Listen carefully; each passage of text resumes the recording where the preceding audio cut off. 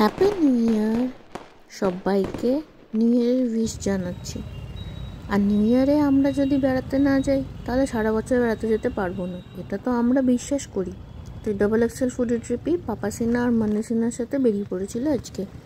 বছরের প্রথম দিন একটু মন্দিরে পুজোই দিতে গেছিলাম, আর তাই বাড়ি থেকে বেরিয়ে বিটি রোড আর সেন্ট্রাল অ্যাভিনিউ হয়ে আমরা পৌঁছই মুক্তারাম বাবু স্ট্রিট ক্রসিংয়ে। সেন্ট্রাল অ্যাভিনিউ থেকে এসপ্ল্যানেডের দিকে মুখ করে ডান দিকে মুক্তারাম বাবু স্ট্রিটে এলে সেখান থেকে আর 100 থেকে 200 মিটারের মধ্যে বাঁ হাতে পড়ে মল্লিককুঠি। সেই মল্লিককুঠি 200 বছরের পুরনো।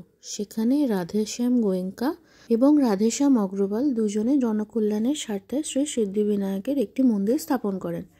এই মন্দির থেকে ইমামি তাদের শিল্পযাত্রা শুরু করে। পার্কিং 2 হুইলার ভেতরেই হয়ে যায়। আজকে ভিড় ছিল বলে রেমা জুপিকে নির্দিষ্ট স্থানে রেখে জুতো এবং হেলমেট বাইরে রেখে লাইন দিয়ে প্রসাদ কিনে মন্দির পরিক্রমার জন্য ভেতরে ঢুকলাম।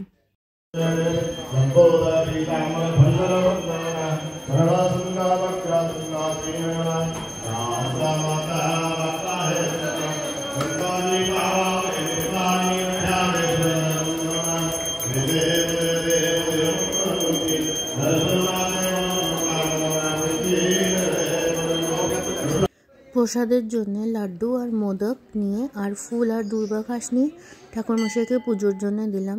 পুজো দিয়ে সিদ্ধিবিনায়ককে দর্শন করে তার কাছে মনস্কামনা জানিয়ে আমরা বাইরে বেরিয়ে এখানে বসলাম। পুজো হচ্ছিল সেটা দেখলাম।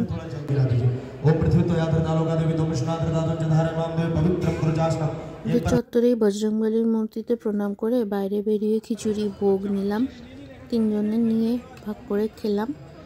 আর মন্দিরের ভেতরে তুলসী পাতা দেওয়া হচ্ছিল, সেটাও প্রসাদ হিসেবে প্রথমে নিলাম। তারপর মন্দিরটা আরেকবার ভালো করে দেখে আমরা বেরিয়ে এলাম। আমাদের সবার তরফ থেকে সিদ্ধিবিনায়কের আশীর্বাদ এবং সবাইকে আবার হ্যাপি নিউ ইয়ার।